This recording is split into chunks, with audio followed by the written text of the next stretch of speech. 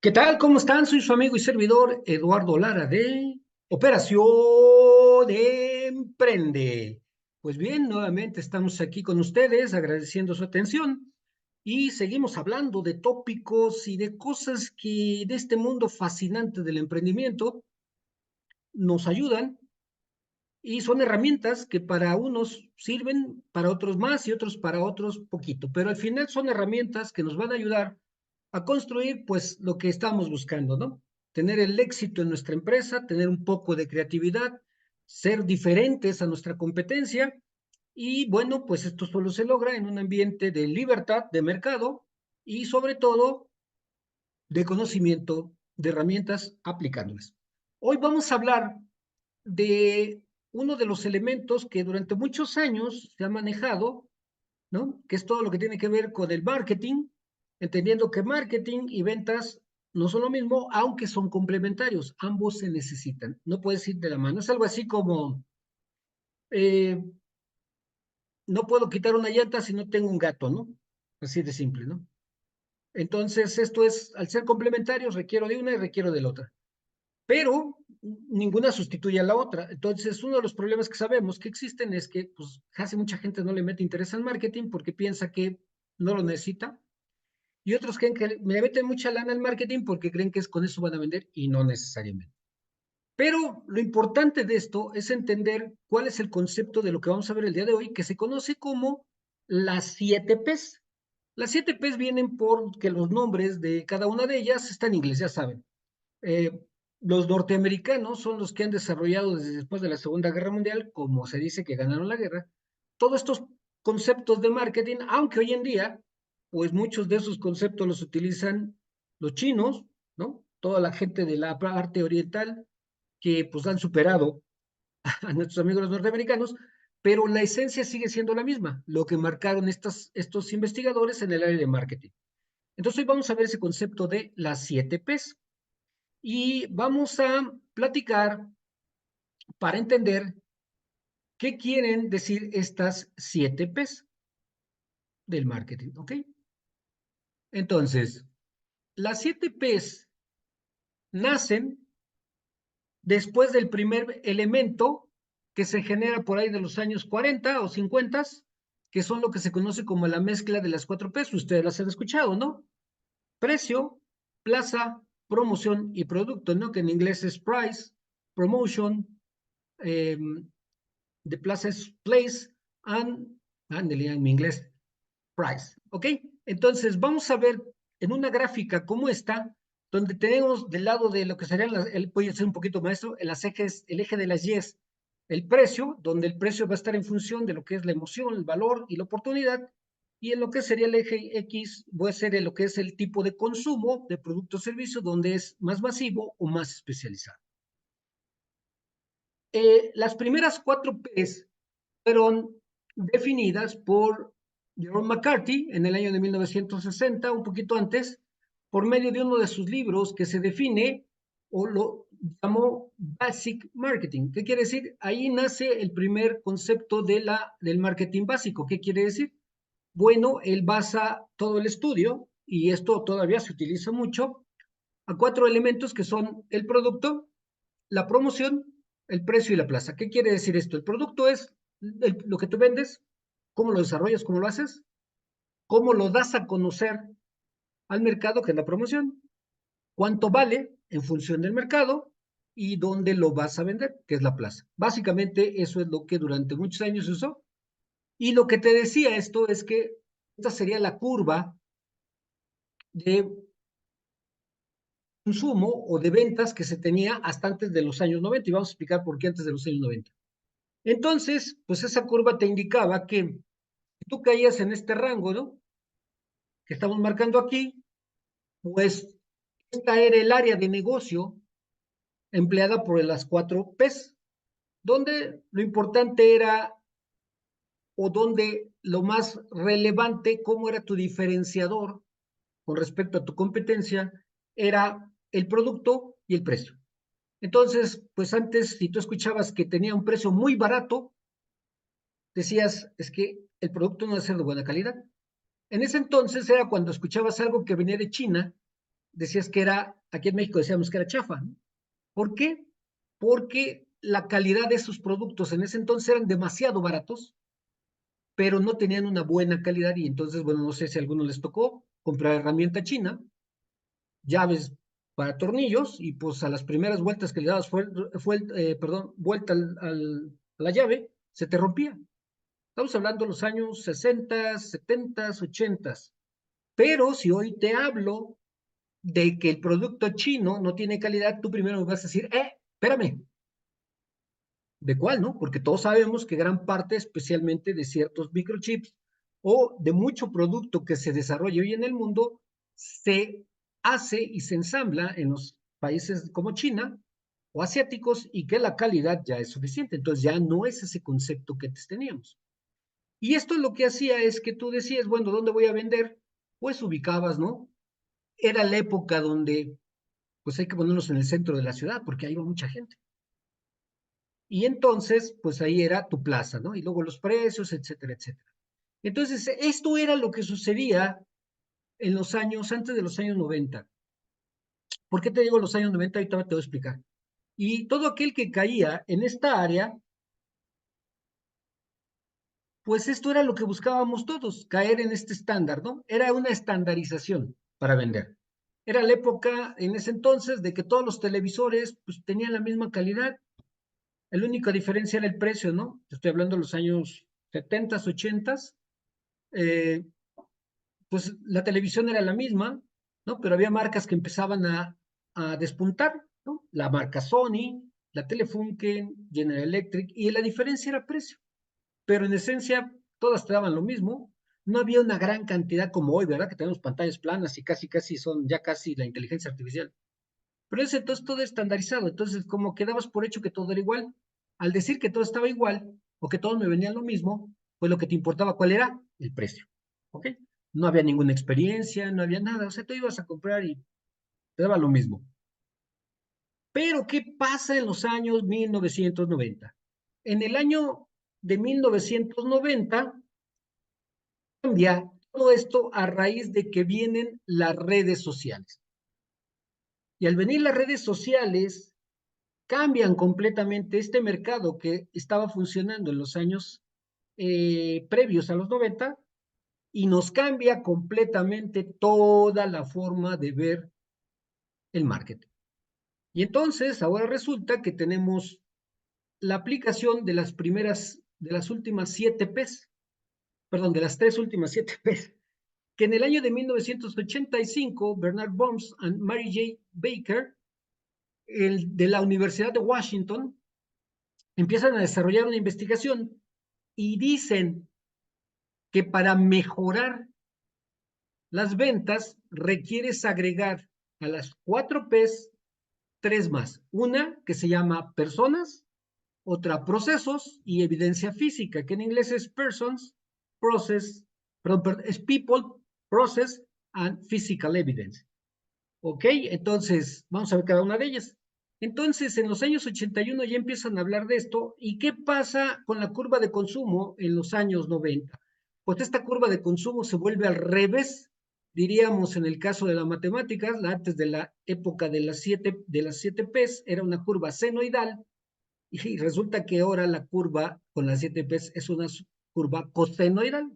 Así hablaríamos los matemáticos o los del área matemática. Pero lo importante no es eso, lo importante es que veamos cómo cambia la curva. Si tú la puedes observar, ahora resulta que lo que era estandarización ya cae abajo, ya no es importante la estandarización. Y ahora se desarrollan 3 áreas de mercado bien importantes. La primera, igual, sería esta área, la área de negocios, que es a partir de esos años cuando se empiezan a emplear las 7 P's, y aquí viene lo que son la oferta de creación de paquetes con calidad estándar y volumen. Ejemplo, ahí es donde se ubica quién, Costco, Sam's, todo lo que tenga que ver con las membresías donde empiezas a comprar por paquete, ¿no? Recuerdo cuando empezó esto, pues ibas al Sam's y te salía más barato comprar la crema para la piel porque resultaba que te daban el precio y por 2 piezas, pues resultaba que cuando los sacabas individualmente, pues tenías un buen ahorro. Entonces, empiezas por ahí a tener ese tipo de negocios y empiezan ahí todo lo que son los paquetes, ¿no? Y el cliente empieza a ver que qué me das más, ¿ok? La otra área de negocio es donde aparecen las emociones, donde aparece el estilo de vida y la individualización. ¿Qué quiere decir? Aquí entra todo lo que son las tribus, ¿no? ¿Cuáles son esas tribus? Pues hoy los otakus que consumen, por ejemplo, todo lo que es el anime, o eh, todo, por ejemplo, otros que tienen lo que nos gusta, por ejemplo, el estilo de vida, por eso compramos un iPhone, por eso vamos a Starbucks, ¿no? Por eso usamos Airbnb, en fin, entonces aquí nace ese tipo de mercado donde la emoción y la especialización es más importante y por eso pagamos lo que se paga ahí.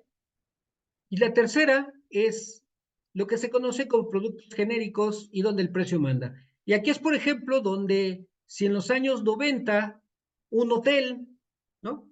Era excelente ir a pasar una noche en un hotel X, sobre todo nosotros que nos tocó viajar en esas épocas, pues buscábamos hoteles muy cómodos, ¿no? Y hoy en día esos hoteles se volvieron genéricos, porque Airbnb les ha quitado ese mercado, pero no porque Airbnb sea mejor, sino porque tú cuando vas ahí estás yendo a una casa y no es lo mismo descansar en una casa que se parece a tu casa que en un hotel. El impacto emocional es totalmente distinto. Aparte, pues no es lo mismo estar en un hotel donde pues resulta que a lo mejor el de al lado trae su fiesta y no te deja dormir, que estar en una casa donde tú puedes descansar. Entonces, fíjense cómo han cambiado. Ahora, no es lo mismo en esta área de negocio, donde es paquete, que son básicamente algunos centros comerciales, aquí también tienes un área de negocio que ahora es el Internet, donde para ti es más cómodo comprar que tener que ir aquí a pelearte por unas pizzas, ¿no? Como ahora ha salido en los videos. Pides tu pizza aquí y aquí aparece quién. Aquí nace Uber Eats, aquí nace Amazon, etcétera, etcétera, etcétera. Entonces, fíjense nada más ustedes a raíz de eso, ¿cómo cambia esto? ¿Y esto qué tiene que ver con las 7Ps? Mucho. Porque aquí es muy importante en esta área lo que se conoce como la emoción. Y aquí la emoción tiene que ver con estas tres cosas, más acá de esto. Aquí, estas tres puede que no importen y de este lado mucho menos. Pero aquí sí. Y entonces, ¿cuáles son esas 7Ps? Bueno, la primera, ya sabemos, ya hablamos de los códigos reptilianos, porque eso va a pegarnos en dónde, si tengo placer, reto, etcétera.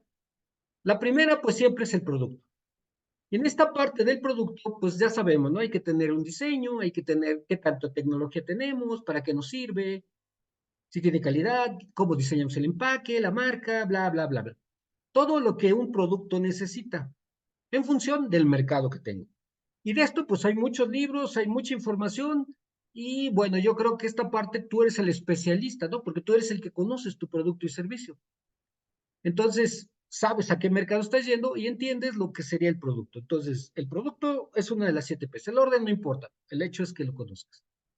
Y esta, pues es igual, son de las 4Ps, pues que ya se conocían, ¿no? Desde los años 40 y de alguna manera hay mucha información en el producto, ¿no? Cómo diseñar el producto, cómo hacer lo que el empaque sea agradable, los colores, etcétera, etcétera, etcétera. Otra de las Ps es la plaza. La plaza es el lugar donde lo vas a vender. Anteriormente era un lugar físico. Hoy en día la plaza es internet, en algunos casos.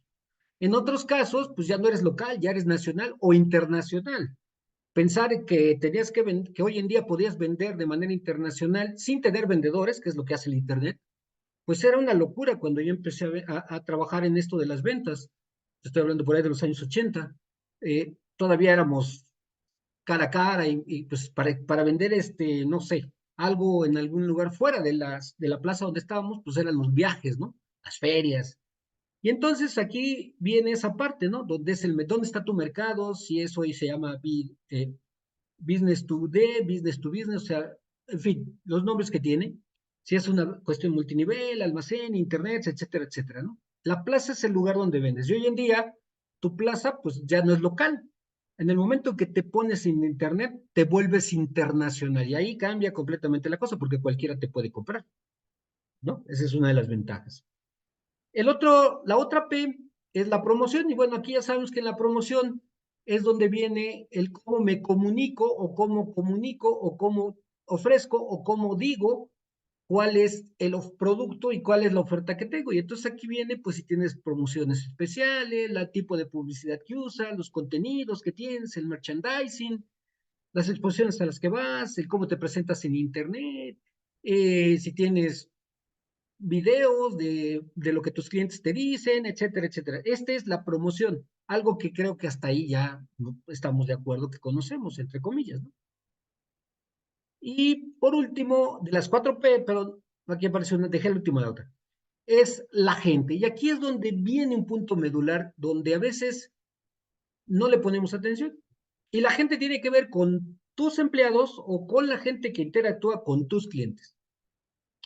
Porque los clientes son personas. Al final del día, no importa que te compren por internet, al final del día es una persona la que da el clic. Y entonces esa persona tiene expectativas y tiene ganas de sentir una experiencia. ¿Cuál es la experiencia que tú tienes cuando compras en Amazon o en Mercado Libre o en el que tú me digas?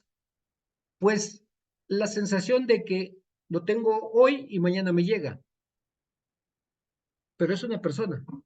Y si no te llega, te quejas y ellos corrigen. ¿Cuál es la sensación cuando vas a un restaurante? Aparte de que la comida sea rica, pues que venga una buena experiencia en el trato, etcétera, etcétera, etcétera. Entonces, el hablar de la gente es la parte, yo creo, más importante porque es la cara hacia tus clientes y son los que hacen que la experiencia de compra sea o no sea agradable. Y entonces ahí tú tienes que entrar en esa parte de qué tan capacitados están, cómo les pagas sus comisiones, si tienes cumplimientos con normas, cómo es el ambiente laboral, ¿no? Hoy en día se habla del salario rosa por esto. Entonces, todo esto tiene que ver, y esto es bien importante porque ahí entran los planes de capacitación. Y los planes de capacitación, insisto, actualmente en muchas empresas, o al menos en las que yo trabajaba, tenían más que ver en el cumplimiento de recursos humanos en un programa y no en lo que necesitaba la empresa. Entonces, es bien importante que el área de ventas platique con el área de marketing porque no necesariamente tienen que ser cursos de ventas, porque a veces tu gente le requiere algo que se llama relaciones humanas. ¿Cómo tratar a la gente? Porque muchas veces se creen que el único que debe tener ese tipo de perfil es el vendedor, pero después del vendedor, ¿quién atiende el producto? El del almacén, el que entrega el producto, y si la gente no tiene capacitación como lo pide el proceso, ¿qué va a pasar? La experiencia no es buena, aunque mi vendedor me ha tratado bien. Les digo, aquí entra el caso siempre de postventa, las garantías. El vendedor hizo un buen trabajo y cuando te hablas para pedir una garantía, nadie te contesta, nadie te resuelve el problema. Entonces, ¿de qué te sirvió comprarle ese cliente? No le vuelves a comprar por la experiencia que tienes con la gente. Por eso es importante darte cuenta de lo que tienes que hacer con ellos. La otra P sería el proceso. Y aquí es bien importante definir cómo lo haces. ¿Tienes un procedimiento? ¿Cómo está escrito cómo haces tu proceso de venta? ¿Cómo haces el proceso de producción? ¿Cómo lo mides? ¿Cómo optimizas el proceso? ¿Qué metodologías tienes? Porque aquí es bien importante esto, porque ¿qué sucede? ¿Cuál es uno de los problemas que tenemos cuando tenemos emprendimiento? Y un buen rato tenemos a alguien que resulta que si se va todo con él el proceso. Nadie sabe cómo se hacía, por no tenerlo documentado. Y entonces, ¿qué pasa? Volvemos a empezar y entonces la experiencia siguiente ya no es adecuada con el cliente. Uno de los principales casos que siempre les menciono son todos los de la comida rápida, ¿no? McDonald's, Kentucky, todos ellos tienen un ciclo tan canijo de rotación de personal, pero lo curioso es que su procedimiento está diseñado para que el amigo que entra hoy mañana esté vendiendo y con la misma calidad y con el mismo servicio. ¿Ustedes lo ven? ¿Por qué mucha gente va a Starbucks? Porque el procedimiento tiene a la gente, selecciona a la gente con el perfil, pero hay un procedimiento. Y ese procedimiento empieza desde que te dicen buenos días o buenas tardes, te pides la orden y ¿a nombre de quién? Ese es el procedimiento. Ese es el procedimiento. ¿Cuál es el procedimiento en otro tipo de, por ejemplo, para comprar el mismo café en una tienda como Oxxo o como 7-Eleven? No existe un procedimiento porque ellos, tu procedimiento es lo que compras, lo vienes a pagar. Y puede ser que esté mejor el café del otro lado que el de Starbucks, pero la experiencia es totalmente diferente. La experiencia de comprar un iPhone o la experiencia de comprar un Samsung, totalmente distinta en la tienda, ¿no? Entonces, ¿por qué? Porque hay procesos y los procesos se escriben y se le presentan a la gente cuando llegan. Yo recuerdo muchos años, la primera vez que entré, ahora sí que fue mi primer trabajo formal, fue en Banamex, una empresa de hace muchos años, hoy en día Citi. Y lo primero que me hicieron allá por los años, principios de los 80s, fue decirme, en esta gaveta están todos los procedimientos para que tú, si tienes duda, cheques. Y efectivamente, yo empecé como Office Boy. Y ahí estaba el procedimiento de un Office Boy, qué es lo que tenía que hacer, hasta dónde llegaba su responsabilidad y cuál era su trabajo. Y entonces es importante porque pues yo renuncié y seguramente entró otro en mi lugar, digo, renuncié con otra actividad, con otro nivel, pero todo el que entraba de Office Boy sabía qué hacía. Y entonces por eso funcionan las empresas, porque hay procedimientos, ¿ok? Entonces, eso es importante. Otro de los puntos es la evidencia física. ¿Qué es la evidencia física?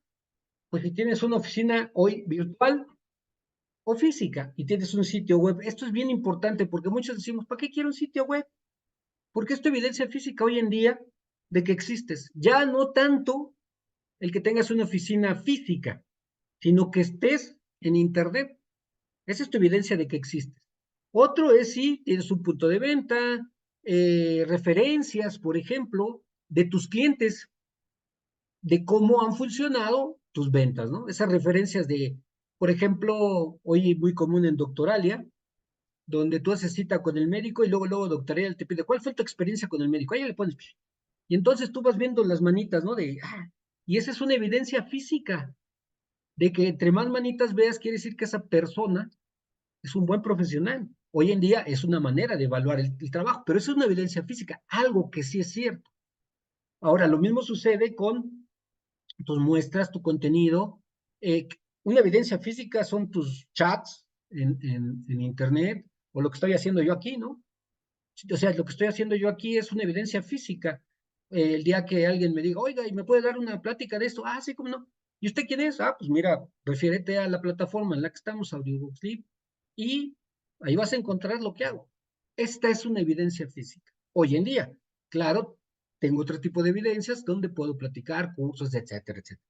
Pero es importante tener evidencia física. De ahí la importancia que luego le digas a tu cliente, oye, ¿me permites hacerte una entrevista de tu experiencia que has tenido conmigo en esto? Y la haces y le dices que la vas a subir, porque hay que tener permiso. Y entonces tienes eso, pues lo subes a tu página web y ahí se ven experiencias. Eso es importante y esa es la evidencia física de que existes y de que tienes. Y por último, dejé la de precio. ¿Por qué la dejo al último? Porque siempre es bien importante que todas estas se cumplan y el precio es consecuencia de ellas, ¿ok? Y aquí, bueno, pues ya tenemos una serie de elementos y el precio va a ser de estrategias, y va a ser de penetración, va a ser relación costo-utilidad, etcétera, etcétera. Porque generalmente todos empezamos aquí, en el precio, estos dos. O sea, defines tu producto y luego el precio, ¿no? Pues el precio de mercado. Pero no sabes si ese precio va a ser afectado por quién, por la plaza, este precio se va a ver afectado por la promoción, este precio va a ser afectado por el costo de tener gente, de tus procesos y de tu evidencia física. Entonces, las 7 P's lo único que nos van diciendo es una herramienta de dónde tengo yo que hacer un análisis de lo que me está pasando en mis ventas. Si mis ventas no crecen, hay que ver por qué. Mucha gente lo que hace es cuando las ventas no crecen es meterle más lana a la promoción. Y por eso luego inviertes y dices, che, marketing no sirve para nada, no me da nada. No, es que a lo mejor tu problema no está en el producto, en la plaza del producto, a lo mejor tu problema está con la gente. Cuando llamas, en vez de decirte buenos días, fulanito de tal, te dicen, ¿qué quiere? Pues claro que no vuelves a marcar. O por ejemplo, hoy en día, llamas y no te contestan porque la grabadora está descompuesta. O por ejemplo, puede ser que tu gente no tienes procesos bien definidos y entonces se fue Don Panchito y ahora quién sabe cómo venderle a Doña Nancha. Pues nadie. Y entonces vienen los problemas y por eso, ay, mejor vamos con fulanito. Y por eso también es otro problema porque si no hay procesos, esa persona que está ahí no la puedes hacer que suba de nivel, porque si sube de nivel, ¿quién va a saber lo que está haciendo? Y entonces, pues se aburre y se va. Esa es la importancia de los procesos. Cuando somos emprendedores, muy pocas veces le ponemos atención a esto. Y obviamente la evidencia física es, a lo mejor tengo todo esto, pero no tengo documentado mis éxitos. No he platicado con mis clientes, no tengo actualizado mis brochures, no tengo actualizados mis muestras, en fin, varias cosas. Entonces, la mezcla de las 7 P's nos va a permitir poder crecer y apoyar a las ventas. Pero, como dijera un jefe que yo tenía, pues hay que buscar el tiro de Apache, ¿no? El tiro de precisión. ¿En dónde necesito invertirle tiempo, recursos para mejorar mis ventas? Puede ser el producto, puede ser que me tengo que mover de la plaza, es decir, mover de plaza, a lo mejor tengo que moverme a Internet, porque hay mucha gente que crean lo que al día de hoy sigue pensando que no necesita Internet, ¿eh? Todavía. O tengo que tener una mejor promoción, ¿no? Buscar a alguien que me ayude, una agencia de publicidad, qué sé yo. Hay mucha gente en marketing que te puede ayudar en esto, son especialistas. ¿Cómo debo tratar a mi gente? ¿Cómo la voy a capacitar? ¿Cómo le voy a enseñar la importancia de ellos en el proceso de venta? No importa que ellos no sean vendedores, porque eso también es una idea. Es que a mí, ¿por qué me dan atención al cliente si yo no soy vendedor? Yo soy la de recepción. Mamita, contigo empieza el proceso de ventas. Si tú estás de recepción y escuchan una voz agradable, una actitud agradable, pues van a seguir el proceso. Y no, ¿qué haré? Pues no, ¿verdad? Los procesos. Si yo tengo documentado, quiere decir que no importa que se vaya Juan o que se vaya Pedro, va a llegar Juanita y va a llegar Lucía y con el procedimiento van a ser igual de exitosas que los otros dos que se fueron. Y la evidencia física, ¿no? Preguntarle a mis clientes, documentar cómo lo he hecho mi trabajo y entonces todo eso hoy en día son referencias. De hecho, es parte de los cierres de ventas, ¿eh? La evidencia física es uno de los cierres de ventas. Es decirle al cliente, oye, mira, háblale a fulanito que siguiendo el mismo proceso de producto resolvió tal problema. Y eso es un cierre de ventas, ¿eh? Tu evidencia física es un cierre de ventas. Ya veremos qué son los cierres de ventas. Igual, tú tienes un producto, llevar una muestra de tu producto también es un cierre de ventas, ¿eh? Ese de, pues si quieres te lo dejo a prueba una semana y si te funciona, me lo compras. Ese es un cierre de ventas. Ah, después diremos de qué trata. Igual, la visita a la planta, ¿no? O al negocio, también es un cierre de ventas. Y en fin, cada una de esas 7 P nos pueden funcionar como cierre de ventas, pero son soporte para ello. Entonces, la importancia de las 7 P es que tú veas en qué parte de tu desarrollo necesitas meterle atención. No todo es irme a internet promoción, no todo es irme a cambiar de lugar, no todo es pegar el producto, no todo es precio, no todo es, o sea, es una mezcla. Y la mezcla no necesariamente tiene que estar balanceada, sino que la mezcla va a apuntalar mi debilidad. ¿Te acuerdas cuando vimos hace tiempo en estas pláticas el análisis PODA? ¿Sí te acuerdas? Donde ponemos fortalezas, debilidades, oportunidades y amenazas. Pues una amenaza generalmente que no vemos es la gente que tenemos dentro. ¿Por qué no la vemos? Porque no creemos que la gente nos vaya a echar rollo, pero muchas veces, y lo he vivido yo, y seguramente muchos de ustedes, nos vuelan los clientes. O sea, nosotros los contratamos y después ya no les gusta y se roban nuestros clientes. Y eso es una amenaza, ¿eh? Porque se llevan un buen cliente y ¿qué pasa después para nosotros? Recuperarlo cuesta trabajo.